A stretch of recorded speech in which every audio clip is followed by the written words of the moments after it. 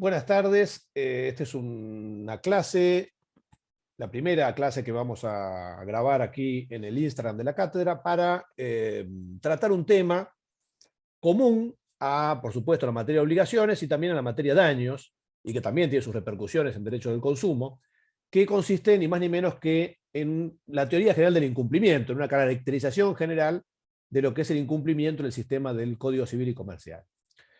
Eh, Antes que nada, antes de pasar a hablar concretamente del incumplimiento, de definir el incumplimiento, hay que tener en claro que esta idea del incumplimiento, o el concepto de incumplimiento, abre distintos remedios, distintos mecanismos que pueden consistir, ya sea en un cumplimiento forzado de la obligación, o sea, si el cumplimiento, mejor dicho, vamos a decirlo así, el incumplimiento de una obligación puede tener distintos efectos, tanto a nivel de la obligación en sí misma, como a un nivel más general, por ejemplo, a nivel de un contrato en el cual esta obligación se ha insertado.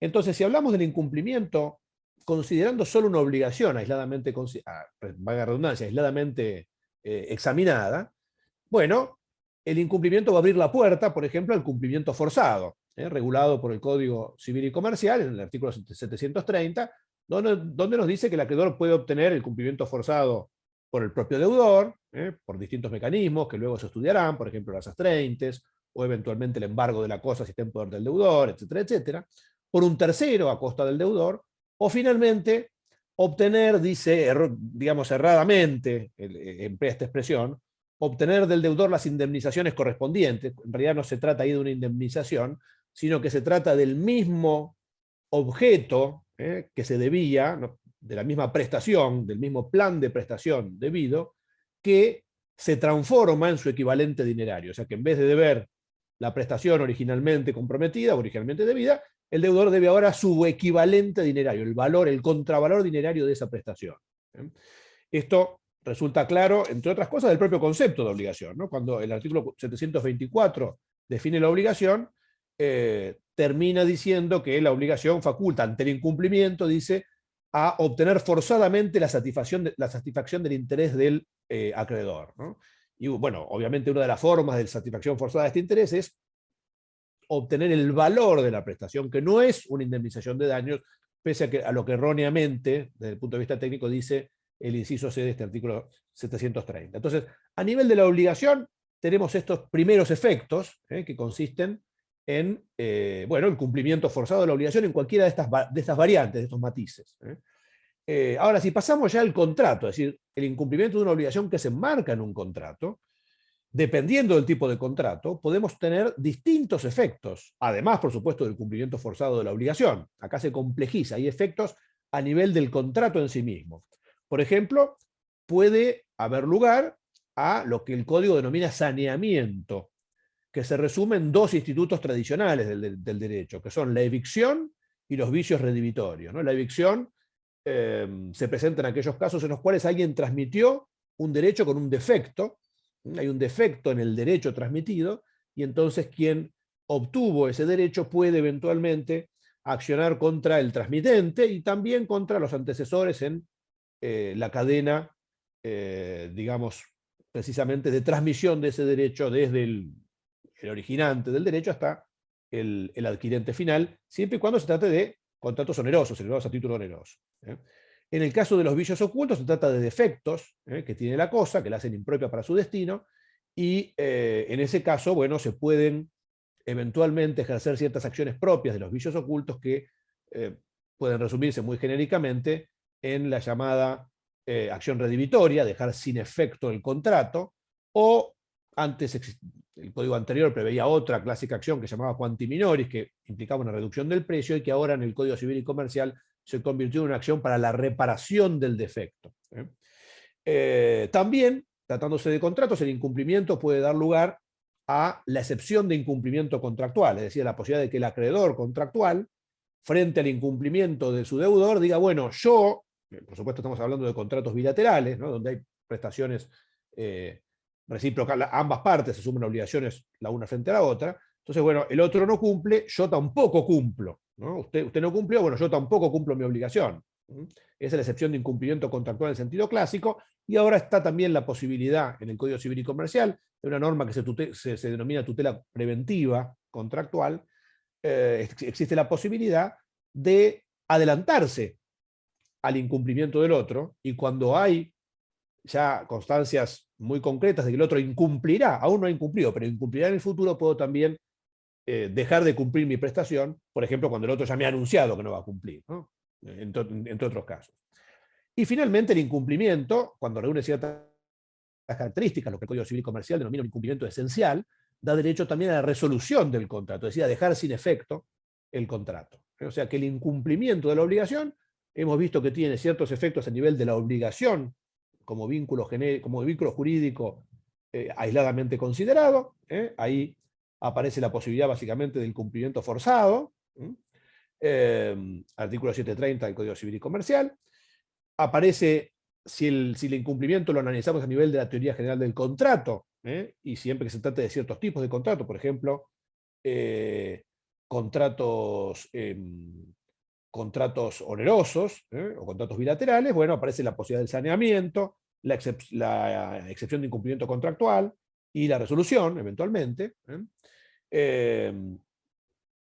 Y además, fuera ya del Código Civil y Comercial, si vamos a otra situación, particularmente el microsistema de defensa del consumidor, contenido en la ley 24.240, el artículo 10 bis de esta ley también, frente al incumplimiento del proveedor, de quien provee al consumidor bienes o servicios para el destino final del consumidor, para el proveedor que provee estos bienes, si este proveedor incumple, dice el artículo 10 bis, la oferta o el contrato, si incumple sus obligaciones, el consumidor tiene también remedios adicionales, remedios o sanciones adicionales a los que ya hemos estudiado. Puede obtener el cumplimiento forzado, esto es lo mismo que el Código Civil y Comercial, puede pedir la sustitución de la prestación por otra equivalente.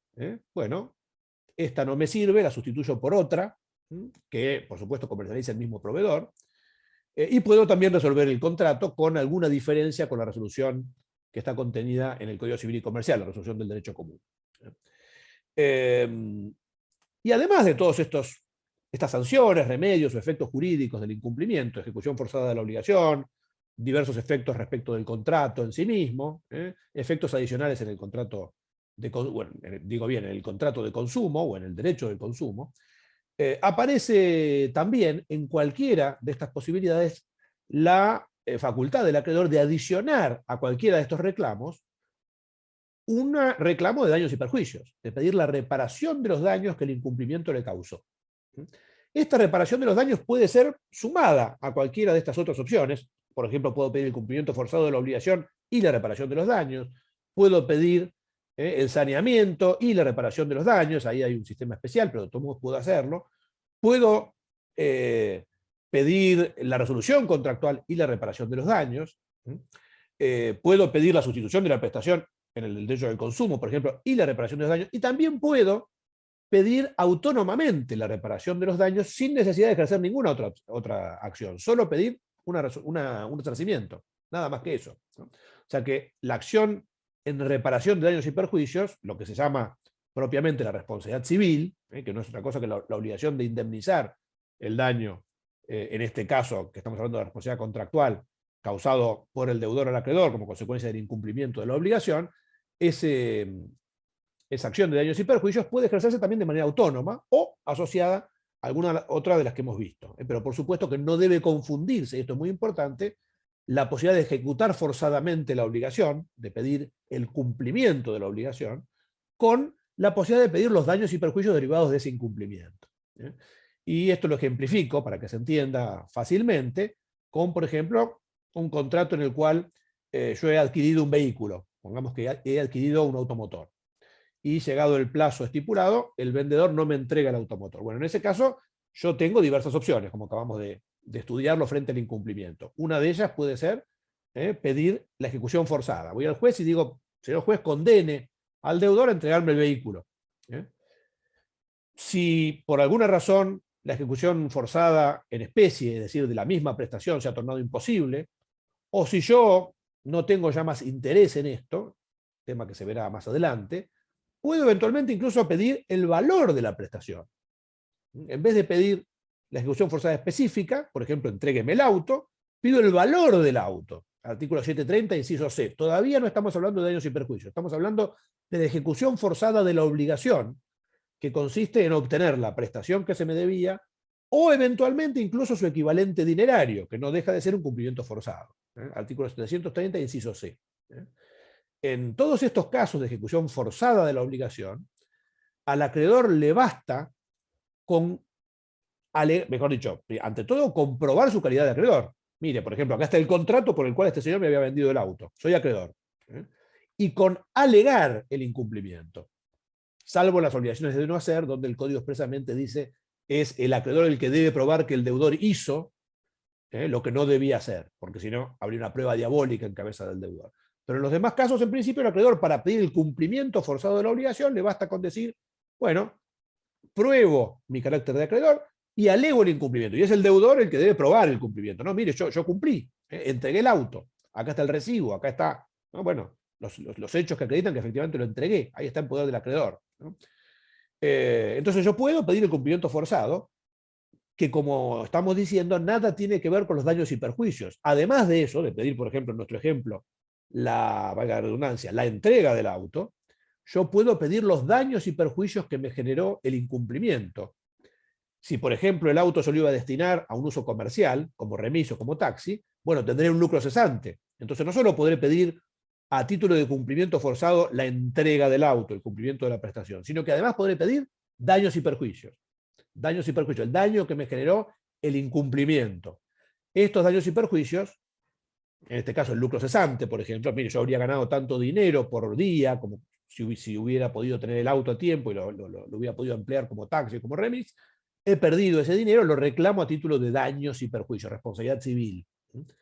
Esto obviamente no se confunde con el cumplimiento forzado, no es el valor de la prestación, el valor de la prestación ya hemos visto que se trata de una forma de cumplimiento forzado, son daños y perjuicios, es responsabilidad civil. Estoy en otra parte del Código Civil y Comercial, no estoy en la teoría general de la obligación, artículo 724 y siguientes, estoy ya en la teoría general de la responsabilidad civil, y en lo que el Código llama la función resarcitoria, artículos 1717, mejor dicho 1716 y subsiguientes, y en particular artículo 1749, que hace responsable por daños al que incumple una obligación.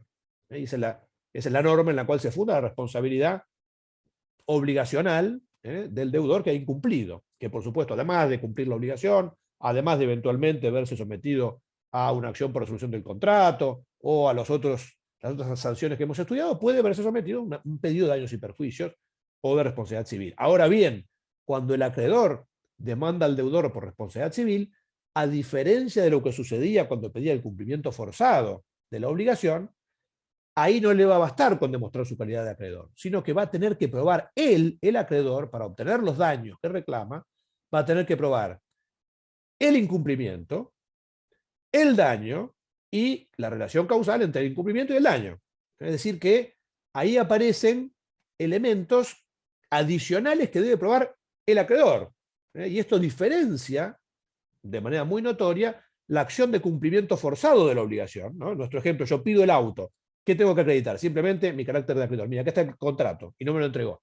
Alegar el incumplimiento. Es el deudor el que tendrá que probar su cumplimiento. Si en cambio, además de eso, o en vez de eso, pido el lucro cesante, digo, mire, como consecuencia de la falta de entrega del auto, tuve un precio, mejor dicho, tuve un valor que yo iba a ganar todos los días explotando este auto que he perdido, por lo tanto hay un ingreso futuro que he perdido, un lucro cesante, y reclamo ese dinero a título de daños y perjuicios, entonces ahí voy a tener que demostrar los elementos de la responsabilidad civil, que en el caso de las obligaciones se resumen en el incumplimiento, el daño y la relación causal entre el incumplimiento y el daño. Y eso lo va a tener que probar el acreedor en la acción de daños y perjuicios.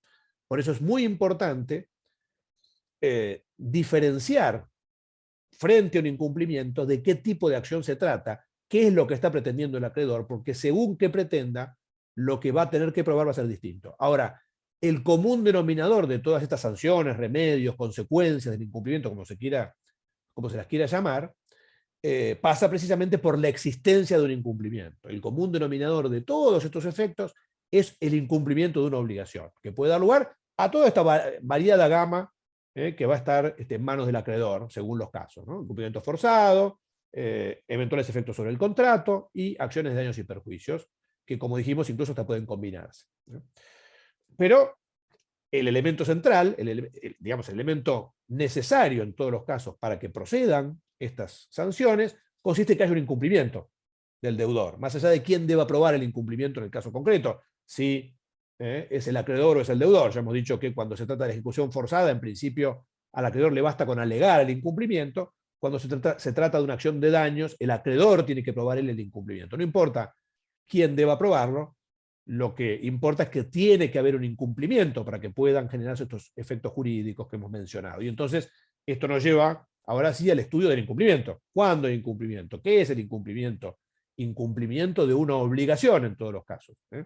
Porque cuando uno habla del incumplimiento de un contrato, se habla mucho, ¿no?, en la praxis judicial de se ha incumplido un contrato, o en la doctrina, se ha incumplido un contrato. Es correcto hablar del incumplimiento de un contrato, pero cuando hablamos del incumplimiento de un contrato, estamos hablando del incumplimiento de una obligación emergente de ese contrato, porque los contratos son fuente de obligaciones.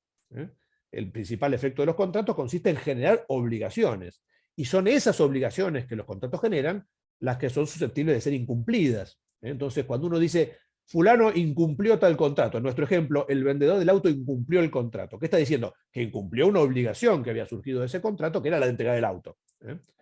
Entonces, el incumplimiento debe estudiarse al nivel de la obligación, más allá de que, como dijimos, después esa obligación pueda haber sido generada por un contrato, esté enmarcada en un contrato y pueda su incumplimiento tener efectos en el ámbito total del contrato. Muy bien. Cuando vamos al Código Civil y Comercial, ¿no?, porque nos dice, bueno, vamos a ver, ¿dónde habla el Código del incumplimiento, ¿no? ¿Hay alguna parte donde habla de esto? En realidad, el Código Civil y Comercial carece, y esto en realidad es una falencia del código, así lo han apuntado autores de prestigio, como Daniel Pizarro, por ejemplo, carece de una teoría general del incumplimiento. Sí existe la posibilidad de construir el concepto de incumplimiento a partir de ciertas normas del código, en particular las reglas sobre el pago. Por ejemplo, el artículo 865, que define el pago, y que nos permite, por lo tanto, a partir del concepto de pago, que no es otra cosa que el cumplimiento de la obligación, a contrario sensu, bueno, deducir el concepto de incumplimiento. El artículo 865 dice: pago es el cumplimiento de la prestación que constituye el objeto de la obligación. Bueno, si el pago es el cumplimiento de la prestación, en realidad debería decir del plan de prestación, ¿no?, porque el objeto de la obligación no es la prestación en sí misma, no es la conducta del deudor que viene a satisfacer o que trata de satisfacer un interés del acreedor, no es esa conducta, sino el plan, el proyecto de conducta, ¿no? El deudor debe una conducta porque el objeto de la obligación consiste en un proyecto de esa conducta futura del deudor tendiente a satisfacer el interés del acreedor. Bueno, si ese proyecto de conducta no se cumple, ¿no?, el cumplimiento de la prestación es pago, dice el artículo 865. Por lo tanto, el incumplimiento de la prestación implica precisamente un no pago, un incumplimiento de la obligación. Entonces ahí, a partir de esa norma, uno puede, bueno, precisamente empezar a tratar la idea del incumplimiento. Incumplimiento es aquello contrario a lo que el deudor debía hacer para cumplir. Si el deudor para cumplir debía ejecutar una determinada prestación, bueno, precisamente hay incumplimiento cuando no se ejecuta la prestación o se ejecuta algo distinto, se le ejecuta de manera deficiente, de manera diferente a lo que el deudor realmente debía. Y también es importante para la caracterización del incumplimiento el artículo 725 del Código Civil y Comercial, cuando establece que el objeto de las obligaciones es la prestación. Otra vez, más que la prestación, es el plan de prestación, el plan de conducta del deudor tendiente a satisfacer un interés del acreedor. También aparece una norma en el Código Civil y Comercial, el artículo 867 del Código, que nos permite hacer una clasificación, una de las posibles clasificaciones del incumplimiento. Los autores proporcionan varias. Pero este artículo 867, siempre inmerso en materia de pago, habla de cómo debe ser el pago. Dice, el objeto del pago debe reunir los requisitos de identidad, integridad, puntualidad y localización. Es decir, el pago, el cumplimiento de la prestación debe ser idéntico. ¿Qué quiere decir? Que debo cumplir la misma prestación que había comprometido, no otra distinta. Debe ser integral, debo cumplir la totalidad de la prestación, no solo una parte. Debe ser puntual, debo cumplirla en el momento acordado, en el plazo acordado. Y, por supuesto, los casos en que haya plazo, en los casos en que la obligación no sea pura y simple. Y localización, debo cumplirla también en el lugar acordado, o en el lugar en el cual estaba estipulado que cumpliera. Luego, bueno, en los artículos 868 y 869 tratan más puntualmente los requisitos de la identidad y de la integridad del pago.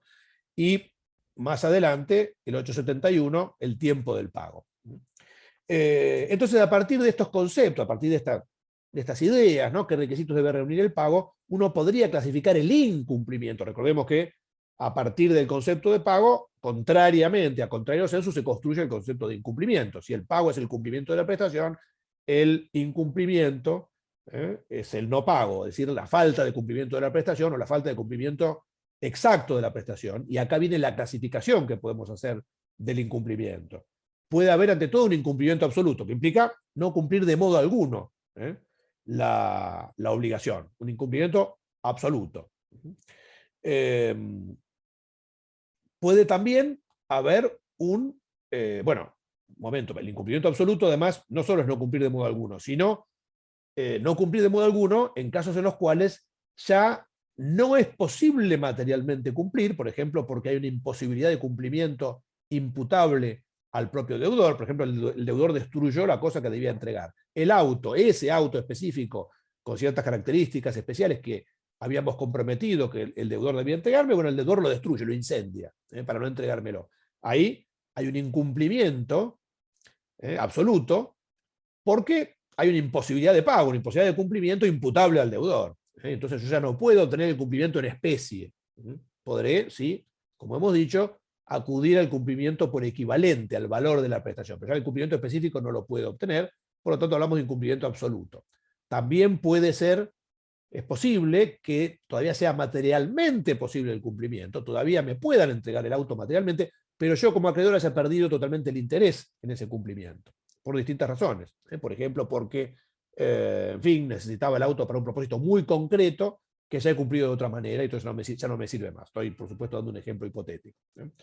En esos casos estamos hablando de incumplimiento absoluto, casos en los cuales no solo no se cumplió la prestación, sino que ya el acreedor carece de interés en el cumplimiento futuro, o bien ha habido una imposibilidad de cumplimiento, ya no se puede cumplir la prestación en especie imputable al deudor.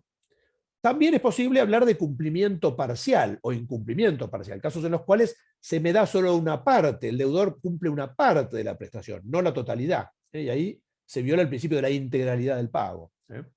El pago ya no es íntegro, sino que solamente se cumplió con una parte de la prestación. Debía dar, qué sé yo, ejemplo de libro, ¿no? Debía entregar 10 manzanas, entregué 5. Bueno, cumplí solo parcialmente, hay un incumplimiento parcial. También están los casos en los cuales hay un retardo en el cumplimiento, que es lo que el código llama mora. Y la mora, curiosamente, sí está expresamente regulada en el Código Civil y Comercial. Cuando habla del pago, mezclado entre la norma del pago, aparece una sección, una parte del código donde habla de la mora. La mora no es ni más ni menos que un caso en el cual hay un retraso en el cumplimiento. Tenía que cumplir tal día, no cumplí. Y entonces entré en mora. Por supuesto, la mora puede constituirse de distintas maneras. En principio, esto se estudiará más específicamente más adelante, pero en principio el criterio general es la mora ex re, por el solo transcurso del tiempo, es decir, vencido el plazo, inmediatamente el deudor en ese mismo momento entra en mora, pero hay supuestos en los cuales varias excepciones en los cuales hay que interpelar al deudor para constituirlo en mora, es decir, hay que hacer un requerimiento formal de pago. Esto, como les digo, hay un régimen especial ahí del código para este caso concreto de incumplimiento moratorio, de retraso, de retardo en el cumplimiento, que es una de las subespecies del cumplimiento, y es el único caso de incumplimiento que está específicamente tratado con cierta minucia, porque es el que tradicionalmente los códigos trataban. También en el código derogado, en el código de Vélez, la mora aparecía, bueno, regulada específicamente por el código. Y finalmente está el cumplimiento inexacto, ¿no? Hasta ahora hemos dicho puede haber un incumplimiento absoluto, puede haber un incumplimiento parcial, puede haber un incumplimiento por retraso, por retardo, y finalmente puede haber un cumplimiento inexacto, es decir, el deudor cumple una prestación, pero esa prestación no cumple con el requisito de la identidad del pago. Por ejemplo, el médico debe cumplir con una operación diligentemente, cuidadosamente, de acuerdo a las reglas de la ciencia, etc., y cumple con la operación, o sea, cumple, lleva a cabo la operación, pero la lleva a cabo mal, negligentemente, no cumple con las reglas que cualquier médico diligente habría cumplido en ese caso. Por ejemplo, para dar un ejemplo muy burdo, tenía que operar el brazo izquierdo, opera el derecho. Bueno, en ese caso, obviamente, hay un cumplimiento inexacto o defectuoso de la obligación o de la prestación. Se cumple, sí, pero se cumple algo distinto de lo que estaba, de lo que se debía. Bueno, en cualquiera de estos casos estamos ante un incumplimiento. Pero todavía, para complejizar un poco el estudio del incumplimiento, es necesario avanzar un poco más en el estudio del objeto de la obligación, porque hemos dicho nuevamente que incumplir, y lo dice el código cuando habla, ¿se acuerdan? Cuando define el pago, y también cuando define el objeto de la obligación, incumplir implica precisamente no ejecutar el objeto de la obligación. ¿Y cuál es el objeto de la obligación? El código dice la prestación. Nosotros aclaramos el plan de prestación, el plan de conducta del deudor, que no es solo un plan de prestación, sino que incluye algo más, y el código lo menciona también, tendiente a satisfacer un interés del acreedor. Entonces, el objeto de la obligación no es solo la prestación o el plan de prestación, sino que aparece también ahí en juego lo que la doctrina denomina el interés del acreedor, que ahora aparece también en la ley, porque fíjense que tanto en el artículo 724, cuando se define la obligación, dice la obligación es una relación jurídica en virtud de la cual el acreedor tiene derecho a exigir del deudor una prestación destinada a satisfacer un interés lícito. Entonces, el acreedor tiene derecho a una prestación que satisfaga, que esté destinada a satisfacer un interés lícito, obviamente, ¿no? Y en el artículo 725, que habla del objeto de la obligación, dice la prestación, el plan de prestación, diríamos nosotros, que constituye el objeto de la obligación, debe ser bla, bla, bla, bla, bla, bla, bla, ¿no? Da una serie de elementos, material y jurídicamente posible, lícita, etcétera, etcétera, y debe corresponder, dice al final, a un interés patrimonial o extrapatrimonial del acreedor. O sea que el propio código nos señala que dentro del objeto de la obligación hay dos elementos. Por un lado está el plan de conducta, el plan de prestación del deudor. Debo, por ejemplo, hacer algo, debo no hacer algo, debo entregar algo al acreedor. Ese es el plan de prestación que debe cumplir el deudor. En el caso de nuestro ejemplo, debo entregar el auto. Y por otro lado, aparece también el interés del acreedor. Porque claro, si no, no tendría sentido. ¿Para qué entrego el auto? ¿Para qué cumplo con la prestación? Bueno, voy a cumplir una prestación precisamente para tratar de satisfacer un interés del acreedor. ¿Qué es el interés del acreedor? Bueno, digámoslo así, la utilidad concreta que esa prestación le puede procurar al acreedor. En el caso de el auto que estamos considerando, bueno, obviamente la utilidad concreta consistirá en que el acreedor va a contar con un auto y va a poder usar de ese auto. Bueno, ahí digamos que la utilidad concreta será tener el auto y luego, eventualmente, por supuesto, tener la propiedad de ese auto, lo cual me permitirá usarlo, etc. Pero en principio, aunque esto es un tema que quedaría para mucho y que no tiene sentido en esta clase introductoria, el interés del acreedor debe identificarse con lo que se suele denominar el fin típico de la obligación, ¿no? Bueno, cada obligación tiene un fin típico, una obligación de dar, como la que estamos considerando, la entrega del auto. ¿Cuál es el fin? Bueno, que el auto esté entregado. Pensemos en otro tipo de obligaciones, y acá vamos a ver que entra cierta complejidad en esta consideración del interés del acreedor. La obligación de un médico o de un abogado. El médico que trata de curar al paciente o de que el paciente mantenga su salud. El abogado que trata de que el cliente gane un juicio. ¿Cuál es el interés del acreedor ahí? Bueno, obtener la curación o conservar la salud, en el caso del médico. En el caso del abogado, ¿cuál es el interés? Ganar el juicio. Ahora bien, se preguntarán ustedes, ¿cómo puede ser entonces? Acabamos de decir que el objeto de la obligación está constituido por dos elementos: plan de prestación, plan de conducta del deudor, e interés del acreedor. Pero, momento, ¿este interés del acreedor en todos los casos está garantizado por el deudor? ¿El médico que atiende al paciente le garantiza que se cure? ¿El abogado que interviene en el juicio garantiza el triunfo del cliente? Bueno, evidentemente esto no es así. Es decir, si bien los dos elementos, plan de conducta del deudor e interés del acreedor, forman parte del objeto de la obligación, porque además lo dice la propia ley, lo dice el código, no en todos los casos el interés del acreedor, la utilidad concreta que el acreedor espera obtener de la prestación, va a estar asegurado por el deudor. Entonces, en algunos casos, por ejemplo, la entrega del auto, ahí no cabe duda de que el auto entregado, digamos, es un resultado que el deudor asegura y por lo tanto el interés del acreedor va a estar también debido, va a ser debido por el deudor. Va a estar, como se suele decir, in obligatione, va a estar dentro de la obligación, mejor dicho, siempre va a estar dentro de la obligación porque forma parte del objeto, pero el deudor va a estar obligado a satisfacer ese interés. No solo a cumplir la conducta, sino también a satisfacer el interés. Mientras que en otros casos, perdón, va a estar in obligatione e insoluzione, hay que cumplir con ese interés.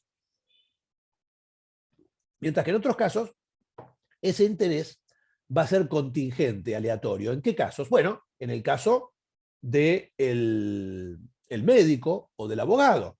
En estos casos que hemos mencionado, porque hay otras situaciones donde se discute si el médico o el abogado garantizan o no el interés de su cliente o de su paciente. Pero en estos casos paradigmáticos, el abogado que se compromete a llevar un proceso adelante, el médico que se compromete a tratar de curar al paciente, ¿garantizan el interés? No. En esos casos, por supuesto que debe el deudor su plan de prestación, su plan de conducta, pero no garantiza el interés. El interés es contingente, es aleatorio. Está dentro del objeto de la obligación, pero no es garantizado por el deudor. Puede o no alcanzarse.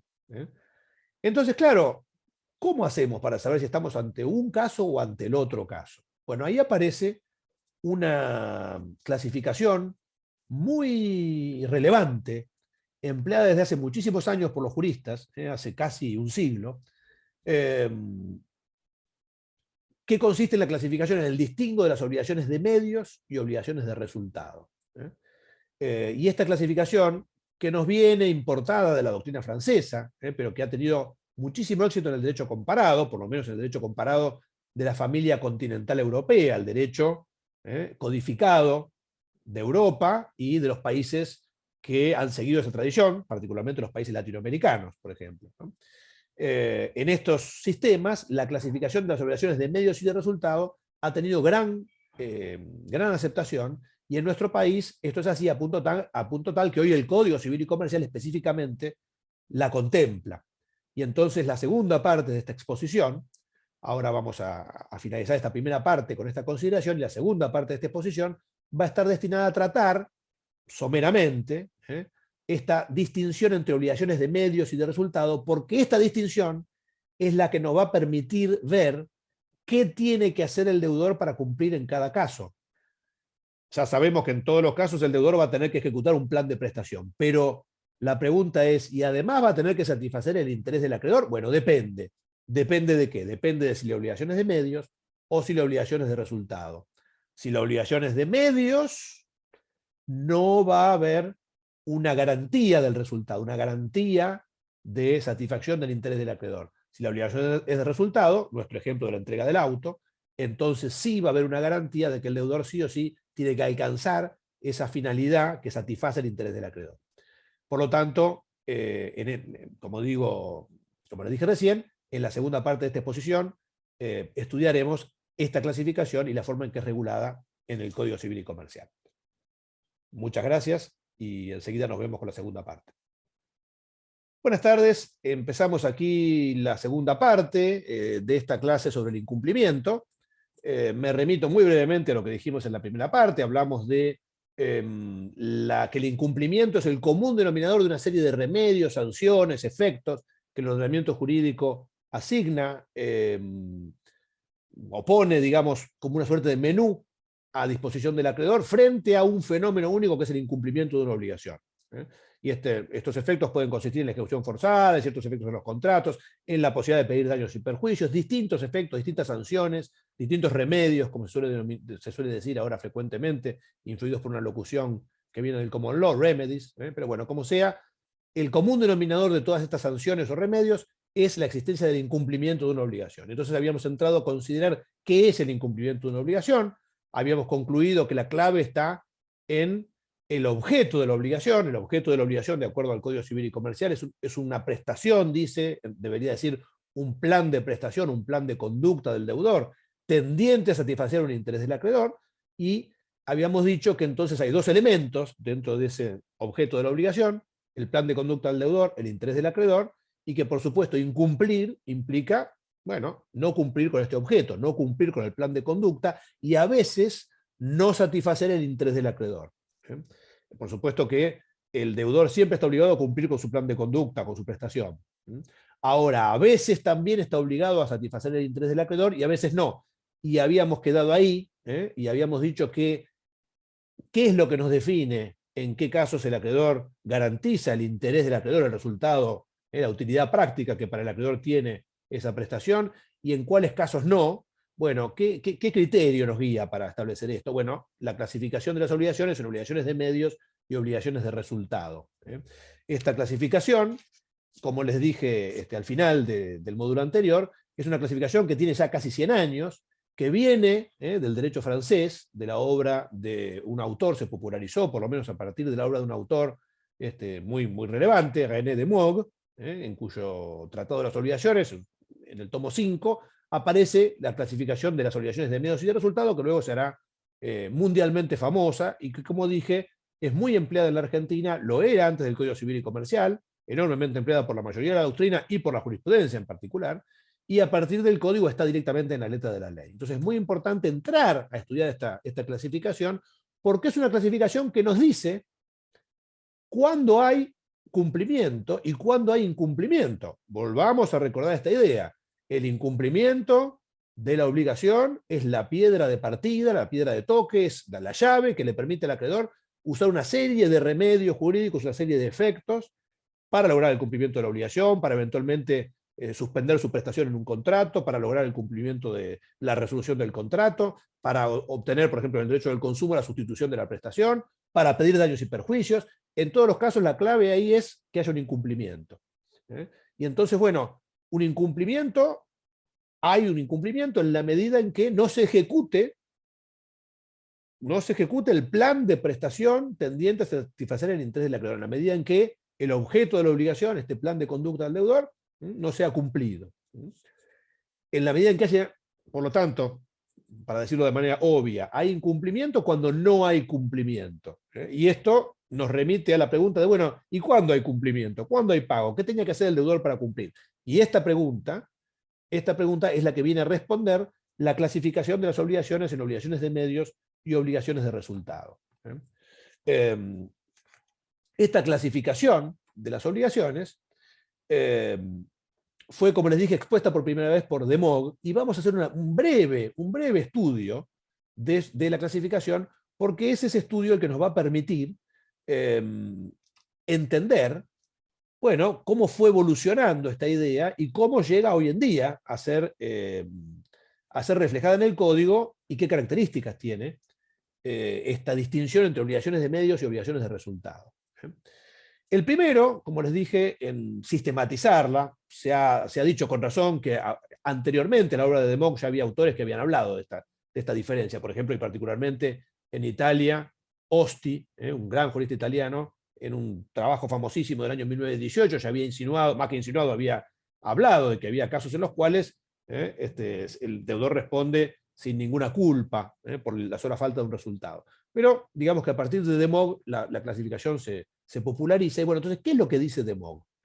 De Moog habla de este tema cuando trata, en realidad, una cuestión que estaba en discusión en su época y que hoy no tiene ninguna importancia, y que tenía que ver con si la culpa contractual y la culpa extracontractual eran lo mismo o eran algo distinto.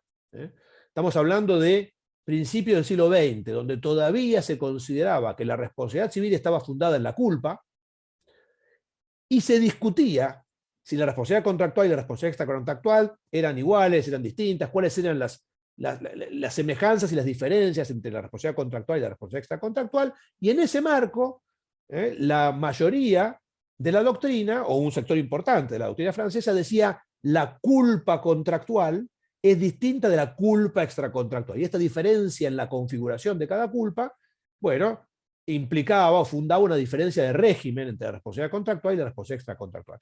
En el marco de ese debate, De Moog aparece con esta famosa idea de las obligaciones de medios y de resultado y dice, no es cierto que haya diferencias entre la culpa contractual y la culpa extracontractual. ¿Por qué?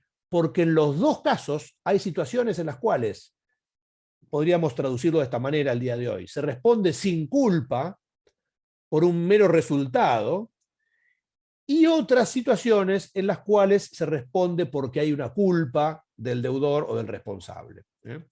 De Moog cree que esta idea es aplicable tanto a la responsabilidad contractual como a la extracontractual. Esto es lo de menos en esta charla sobre el incumplimiento de obligaciones, porque nos vamos a centrar en lo llamado, entre comillas, contractual, que en realidad nuestro derecho debe traducirse debidamente como obligacional, una responsabilidad por incumplimiento de obligaciones. Entonces, De Moog dice, hay casos en los cuales un deudor se obliga solamente a cumplir con una conducta diligente, cuidadosa, hacer todo lo posible para, de acuerdo a las reglas del arte de que se trate. Por ejemplo, él pone el ejemplo de un médico. El médico debe tratar de curar al paciente, debe hacer todo lo que un médico diligente, cuidadoso haría para tratar de curar al paciente. Ahora, ¿asume el resultado? ¿Asume la satisfacción de este interés del paciente? ¿Curarse? No, no lo puede asumir. Entonces, en ese caso, dice De Moog, la obligación es de medios. ¿Qué quiere decir de medios? Que el médico solo compromete medios tendientes a lograr una finalidad, a lograr ese resultado, esa satisfacción del interés, pero sin asegurar ese resultado, no asegura la curación. Del mismo modo, dice De Moog que quien asume, otro ejemplo que da él, quien asume la obligación de cuidar una propiedad, tampoco garantiza que efectivamente la propiedad no va a ser robada, sino que solamente, bueno, va a poner medios dirigentes para, por ejemplo, un sereno que dé vueltas alrededor, pone cercos, para tratar de que la propiedad no sea robada. Esto siempre de acuerdo a De Moog. Pone medios diligentes, compromete diligencia, compromete cuidados diligentes. Por lo tanto, el incumplimiento en ese caso va a consistir en qué? Bueno, en la culpa. Si yo comprometo diligencia, si me comprometo a actuar como un buen médico, si en un caso que De Moog no menciona en su obra específicamente, pero que hemos también dado recién y que es muy frecuentemente citado como caso de obligación de medios, en el caso del abogado que se compromete a tratar de ganar un proceso, a defender a su cliente en un proceso, ¿a qué se compromete realmente ese abogado? ¿A ganar el juicio? No, solo actuar como un buen abogado, como lo haría un abogado diligente, siguiendo las reglas del arte de que se trata, las reglas de la abogacía. Apelar en los casos de resoluciones contrarias al cliente, presentar los escritos en término, fundarlos debidamente, producir la prueba de que se trate, etcétera, etcétera, etcétera. Es decir, se compromete a una actividad diligente. ¿Cómo incumple? Bueno, cuando es culpable. Si yo prometí diligencia, incumplo cuando soy culpable. Incumplo en el caso del abogado, por ejemplo, cuando actué como lo habría hecho un mal abogado, como no lo habría hecho un abogado diligente, cuidadoso.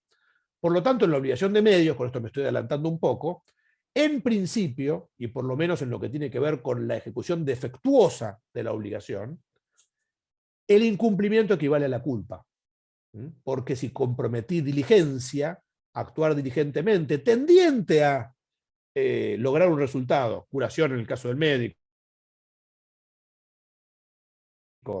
triunfo en el proceso en el caso del abogado, pero sin asegurar este resultado, bueno, entonces mi incumplimiento se producirá cuando no actuó diligentemente, actuó negligentemente, actuó por culpa. Entonces la obligación de medios, culpa e incumplimiento parecerían equivaler.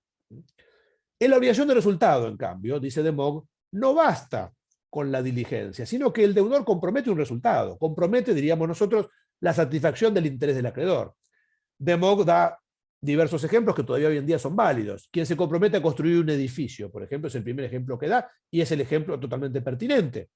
Si yo contrato con una empresa a que en tal plazo construya de acuerdo a tales planos este inmueble, Y resulta que llega el día y el inmueble no está construido, o está mal construido, o no está construido de acuerdo a esos planos.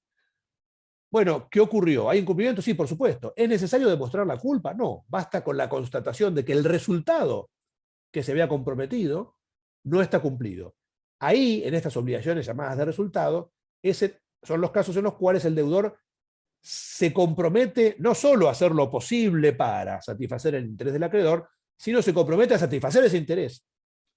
La satisfacción del interés del acreedor es debida por el deudor, no solo es, bueno, algo contingente, aleatorio que puede suceder o no, ¿no? Sino que acá el deudor no solo debe obrar una prestación diligentemente, sino que además debe satisfacer ese resultado. Y si no cumple con el resultado, entonces hay incumplimiento. De Moog da otros ejemplos, por ejemplo, habla de los accidentes de transporte, donde también habría una obligación de resultado en juego, o de la obligación de restituir una cosa que puede tener quien la tiene en carácter de locatario, comodatario, depositario, etc. Los casos de una obligación de entregar una cosa, dice, bueno, hay un resultado en juego, no me basta con probar, mire, fui diligente, pero no logré entregar. No, no, si no está entregada la cosa, si el resultado no está cumplido, hay incumplimiento. Bueno, acá tenemos entonces caracterizada esta idea. Hay casos en los cuales el deudor se compromete solo a un actuar diligente sin asegurar el resultado, médicos, abogados, etc. Hay casos en los cuales el deudor se compromete a asegurar un resultado concreto y si no cumple el resultado hay incumplimiento. En el primer caso, obligación de medios, el deudor solo compromete una conducta diligente, un medio tendiente a lograr un resultado, pero sin asegurarlo. En el segundo, obligación de resultado, el deudor compromete directamente un resultado. Y por lo tanto, en el primer caso, obligación de medios, se incumple cuando se es culpable, cuando no se actúa diligentemente. En el segundo, se incumple directamente cuando no se logra el resultado. Es más sencillo. No está el resultado, hay incumplimiento.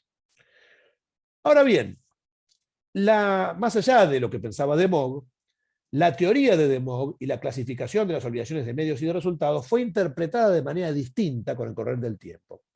La doctrina tradicional francesa, pero también la argentina, si uno agarra los trabajos de Jean Vías, Acuña Anzorena, Borda, etc., ¿qué decían estos autores? Decían, bueno, la verdadera utilidad de la distinción entre las obligaciones de medios y de resultados tiene que ver con la carga de la prueba de la culpa.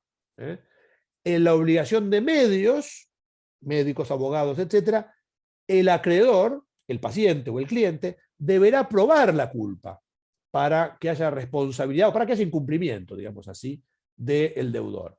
Mientras que en la obligación de resultado, por ejemplo, la obligación de quien compromete una obra, o de quien compromete la entrega de una cosa, bueno, la sola falta del resultado implica que la culpa se presume. O sea que la idea sería que en todos los casos el deudor de una obligación responde o incumple, digamos así, por culpa. Incumple por culpa. Pero en un caso, obligaciones de medios, la culpa habría que probarla. El acreedor debería probarla. En el otro, obligaciones de resultado, la culpa se presumiría frente a la sola falta del resultado.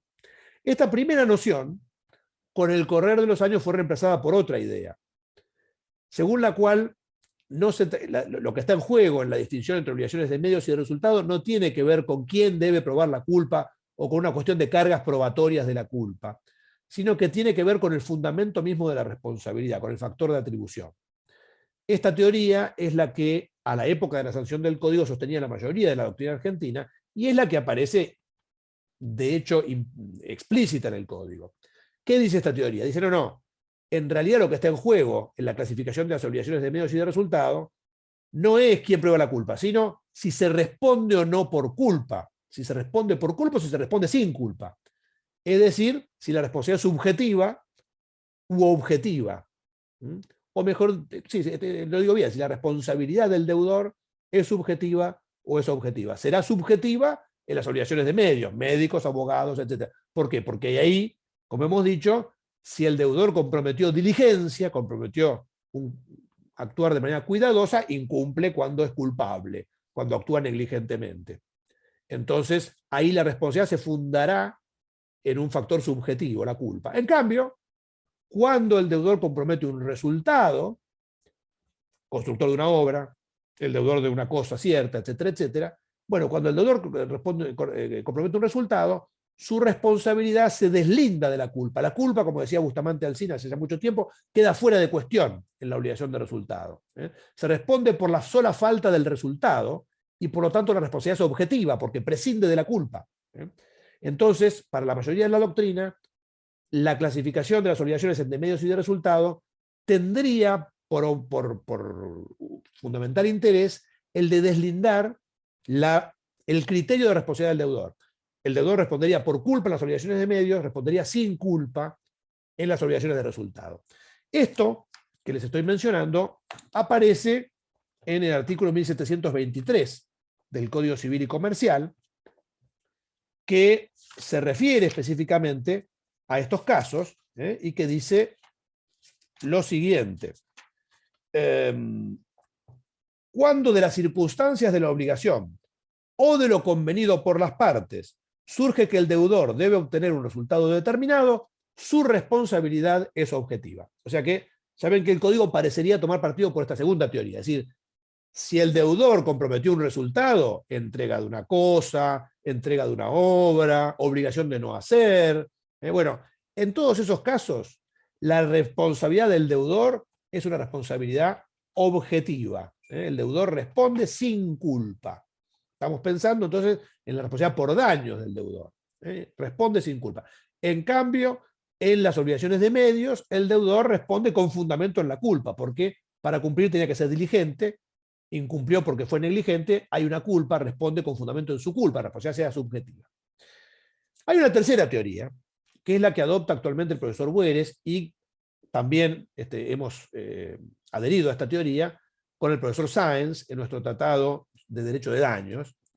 Hay otros autores que sostienen esta idea, el derecho italiano, digamos, la gran mayoría de la doctrina italiana, por ejemplo, está de acuerdo con esta teoría, según la cual en realidad la verdadera utilidad de la distinción entre las obligaciones de medios y de resultado no pasa ni por la carga de la prueba de la culpa, teoría clásica, ni por establecer cuál es el factor de atribución, si es subjetivo o subjetivo en las de medios, objetivo en las de resultado, para una eventual acción de responsabilidad, sino solamente en establecer de qué modo se incumple, de qué modo se produce el incumplimiento de la obligación. ¿Es parecida esta teoría a la anterior? Sí, es parecida.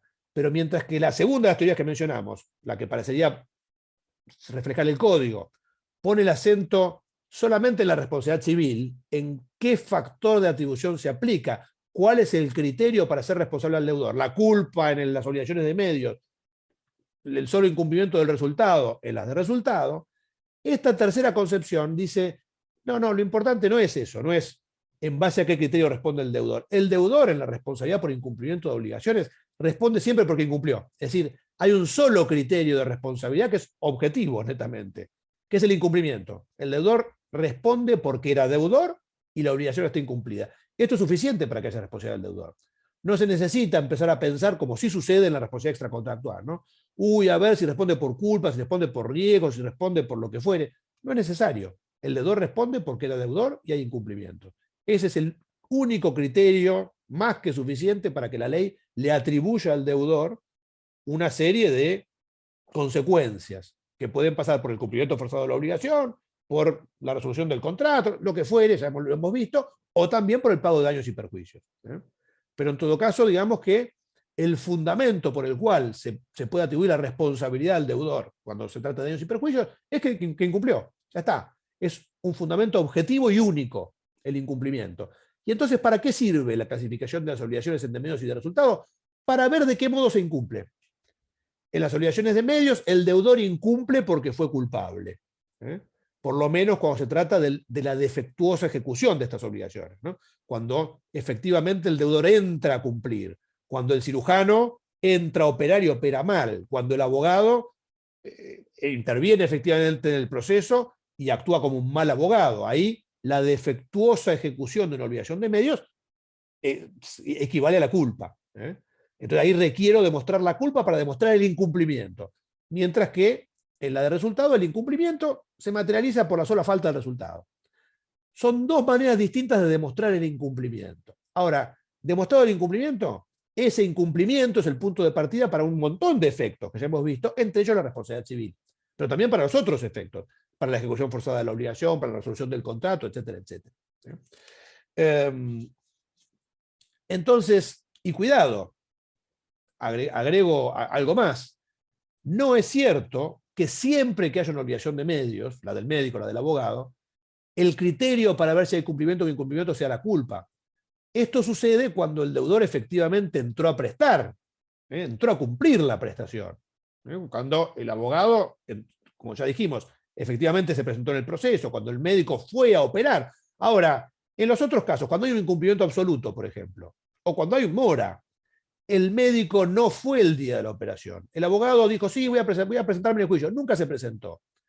En ese caso, ¿realmente estamos hablando de culpa? Estamos hablando directamente de incumplimiento de resultados. Entonces, en realidad, la existencia o no de culpa del deudor es relevante en la obligación de medios solamente cuando el deudor efectivamente prestó, cumplió una prestación, pero la cumplió defectuosamente.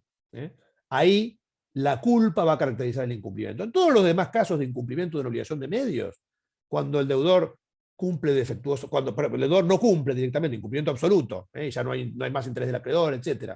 Cuando el deudor se retrasa, el cirujano no concurre ese día, pero puede concurrir otro, ¿no? Se puede reclamar la operación. El abogado, bueno, no presenta el escrito ese día, pero puede presentarlo otro, digamos, ¿no? Si pudiera. Cuando hay retraso, cuando se cumple parcialmente, el deudor cumple una parte y no otra. Cumple una parte de la obligación, pero no, omito cumplir otra. Entonces, esos supuestos distintos de la ejecución inexacta de la prestación, incluso en la obligación de medios, el incumplimiento es igual que la de resultado. Simplemente hay un resultado que se incumple. No voy a cumplir. No cumplo en tiempo. Son resultados. Entonces, para recapitular, esta tercera concepción de las obligaciones de medios y de resultado, que es, como les dije, la que en la Argentina hoy en día sostiene el profesor Bueres, que es la que sostenemos con el profesor Sáenz, y que yo creo que es la correcta, dice: la verdadera utilidad de la distinción entre las obligaciones de medios y de resultado pasa precisamente por establecer de qué modo se produce el incumplimiento del deudor. En las de medios, por lo menos cuando las de medios, en la obligación de medios ha habido una ejecución del plan prestacional por parte del deudor, ahí hay que probar la culpa. Ahí la culpa es criterio para el incumplimiento. Y la diligencia, contrariamente, ¿no? El comportamiento cuidadoso del deudor es criterio para el pago. El deudor paga, cumple, se actúa diligentemente. El médico que opera como debería hacerlo un buen médico, cumple porque actúa diligentemente. La diligencia ahí es criterio para el cumplimiento. Y la negligencia para el incumplimiento. En la de resultado, simplemente hay que ver si se cumplió o no con el resultado. Ese es el criterio para el cumplimiento o incumplimiento.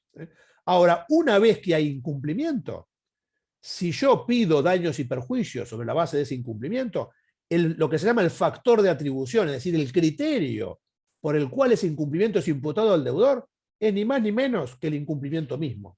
El incumplimiento es un criterio único, objetivo, y presente en todos los casos, que basta para atribuirle responsabilidad al deudor. Y de hecho, el artículo 1749 del Código Civil y Comercial hace responsable al deudor que incumplió una obligación. O sea que ahí el criterio, digamos, de la responsabilidad es solo el incumplimiento. Entonces, ¿cómo debe interpretarse el artículo 1723, que nos dice que la responsabilidad es objetiva si el deudor incumplió un resultado? Bueno, yo creo que debe reinterpretarse en el sentido de que la obligación de resultado, la falta de resultado, es un criterio para el incumplimiento, pero que tanto en ese caso como en las de medios, el incumplimiento es el único y objetivo criterio de responsabilidad del deudor. ¿Por qué digo esto además? Porque en todos los casos, para exonerarse de responsabilidad, para exonerarse en realidad no solo de responsabilidad, sino de cualquier consecuencia derivada del incumplimiento, no solo de responsabilidad civil por daño, sino también de la ejecución forzada, o eventualmente de la resolución del contrato, es decir, para exonerarse de las consecuencias de su incumplimiento, el deudor, ¿qué debe demostrar? En cualquier caso, ya sea que la obligación sea de medios o de resultado, debe demostrar lo que el código denomina la imposibilidad de cumplimiento objetiva, absoluta, sobreviniente y causada por un caso fortuito. Debe demostrar, en otras palabras, para hacerlo más sencillo, que le fue imposible cumplir que esa imposibilidad era absoluta, en el sentido que a este deudor y a cualquier otro le habría resultado imposible, había un obstáculo irresistible para cumplir, que eso fue causado por un caso fortuito, por un hecho imprevisible, inevitable, exterior a la actividad del deudor, y solo en ese caso la obligación se extingue. Esto lo dice el artículo 955, la obligación se extingue por imposibilidad de cumplimiento objetiva, absoluta, causada por caso fortuito, etc. Y el deudor se libera de responsabilidad y de las otras consecuencias del incumplimiento. Para la responsabilidad específicamente está en el artículo 1732. Entonces, ustedes dirán, bueno, pero ¿cómo juega esto en el caso del deudor de medios? ¿No? Volvamos al ejemplo de nuestro cirujano. El cirujano no opera correctamente, incurre en culpa, es culpable. ¿Es suficiente eso para imputarle responsabilidad? ¿Esa culpa es el fundamento de su responsabilidad? No, el fundamento de su responsabilidad es el incumplimiento. Debía cumplir una obligación, incumplió. ¿Tiene todavía la posibilidad de exonerarse? Sí. Pese a que fue culpable, se puede exonerar. ¿Probando qué? Probando que pese a que él incumplió, pese a que fue culpable, había una imposibilidad para cumplir la obligación. Por ejemplo, que el paciente no se curó, el paciente ahí, digamos, murió, pongamos que murió, o que los efectos perjudiciales que sufrió el paciente no se deben a esa culpa, sino que se deben, por ejemplo, a un caso fortuito. Al mismo tiempo que el médico no obró diligentemente, en realidad el paciente murió por un ataque cardíaco imprevisible, que el médico no tenía por qué prever, y que es un caso fortuito. Pongamos un ejemplo de libro. Si el médico, pese a que se demostró que en abstracto su obrar fue culpable, prueba esto, lo que está probando es la imposibilidad de cumplimiento de esa obligación. Miren, ni yo ni nadie podía evitar esto. Ni yo ni nadie podía evitar la muerte del paciente. El paciente murió por un caso fortuito, que causó una imposibilidad de cumplimiento. Aunque yo hubiera sido el médico más diligente, moría igual. Entonces ahí el médico está probando la verdadera y única causa de exoneración cuando hay un incumplimiento, que es la imposibilidad de cumplimiento objetiva y absoluta. Y eso es lo que libera al médico o a cualquier otro deudor de una obligación de medios o de resultado. Eso es lo que Welles denomina el límite de la responsabilidad obligacional o contractual. La existencia de una imposibilidad de cumplimiento. Mire, me era imposible cumplir a mí y a cualquier otro deudor.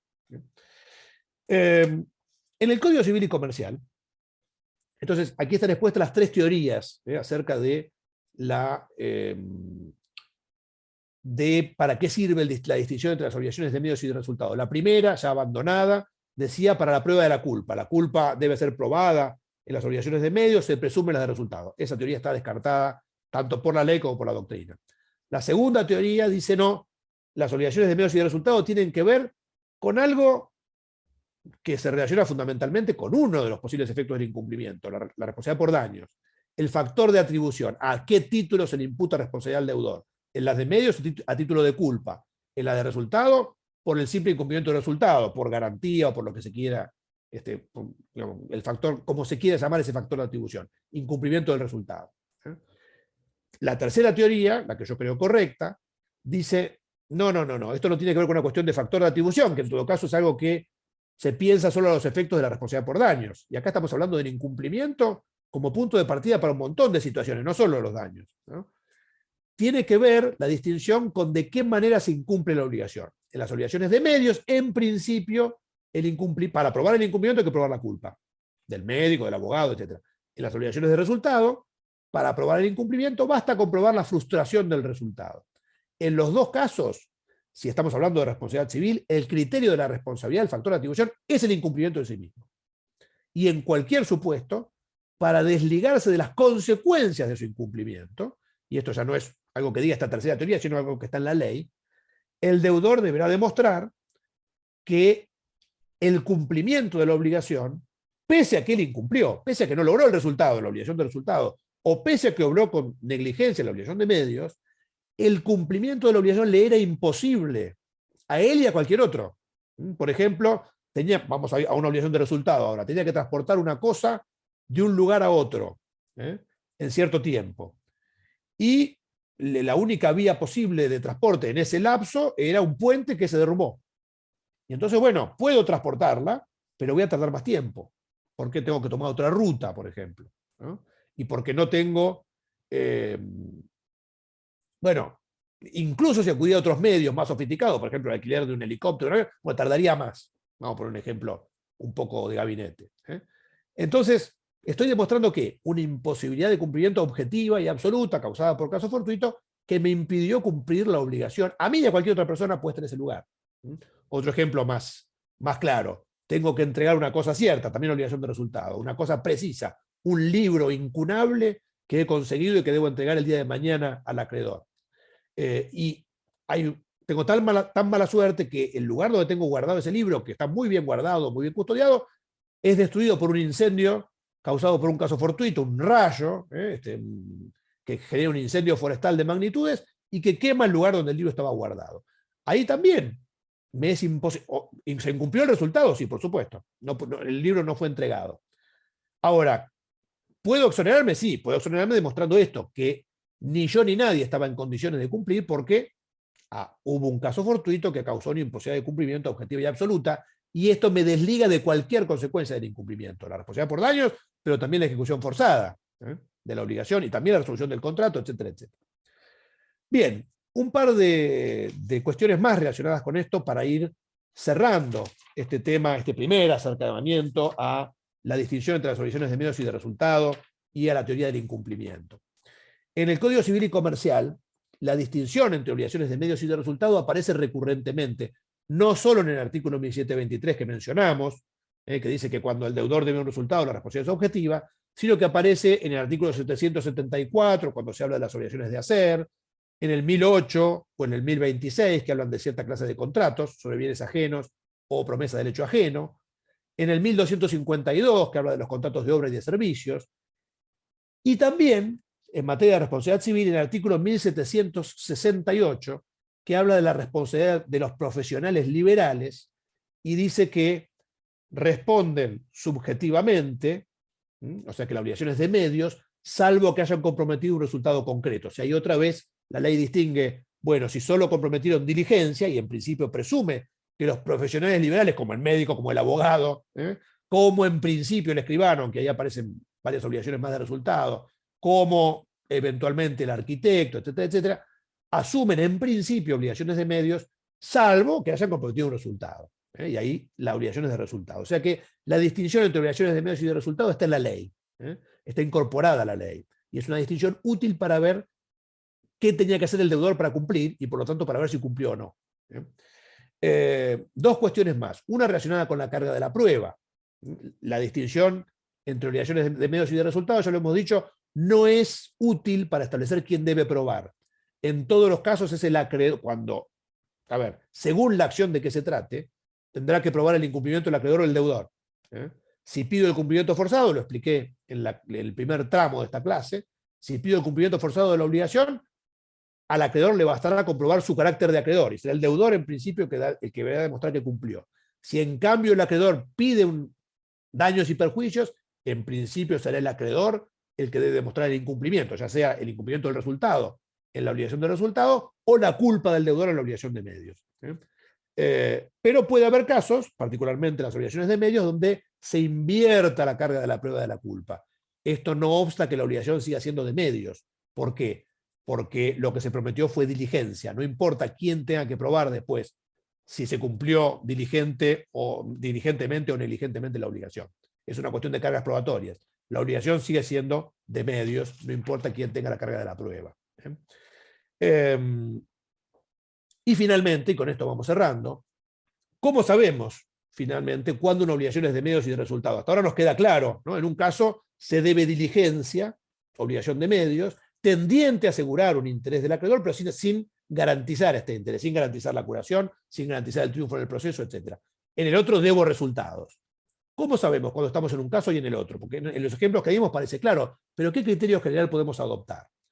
Bueno, el artículo 1723 que hemos mencionado nos habla de dos situaciones. Dice, si de las circunstancias de la obligación o de lo convenido por las partes resulta que el deudor debe obtener un resultado. O sea que el primer criterio es lo convenido por las partes. ¿Qué pactaron las partes? ¿Que el deudor se obligaba solamente a ser diligente, a ser cuidadoso? ¿O que el deudor se obligaba a cumplir un resultado? Ahí habrá que estar a la autonomía de la voluntad, en la medida, por supuesto, en que no haya una cláusula abusiva, no sea un contrato de consumo, no haya, en la medida en que sea disponible.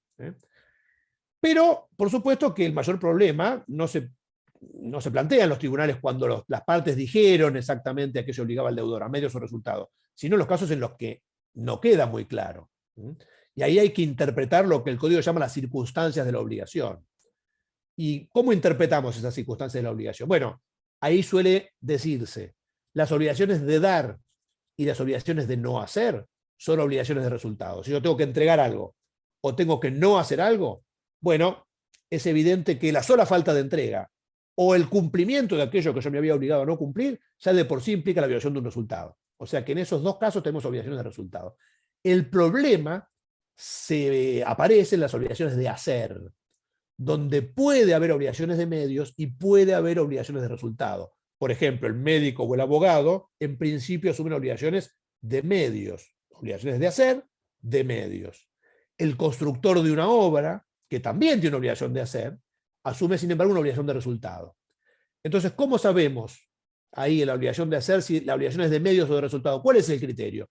El criterio más empleado en la Argentina, sobre todo en la jurisprudencia, es un criterio también importado de Francia, que en Francia expusieron los hermanos Maillot, y es el criterio del alias. ¿Cuán aleatorio, cuán azaroso es para el deudor obtener el resultado? En función de cuán azaroso sea, vamos a estar en una o en otra categoría. ¿Cuán azaroso es para el médico que se cure el paciente? Y es bastante azaroso. No depende solo de la pericia del médico, depende de un montón de otras situaciones. Por ejemplo, del estado de salud del paciente, del grado de avance de la técnica, etcétera, etcétera. El médico no puede asegurar ese resultado. Entonces, esa alias nos tira para el lado de la obligación de medios. En los otros casos, constructor. ¿Qué alias tiene? Bueno, no demasiado. No hay prácticamente ningún alias. Obligación de resultado. Ese es el criterio que se suele utilizar para establecer cuándo la obligación de hacer, la obligación es de medios o de resultado. Bueno, con esto entonces concluimos este segundo tramo de la exposición sobre el incumplimiento y hemos dado un panorama general de cuándo se configura incumplimiento en el derecho argentino a partir de la clasificación de las obligaciones de medios y de resultado. Les agradezco mucho por su atención.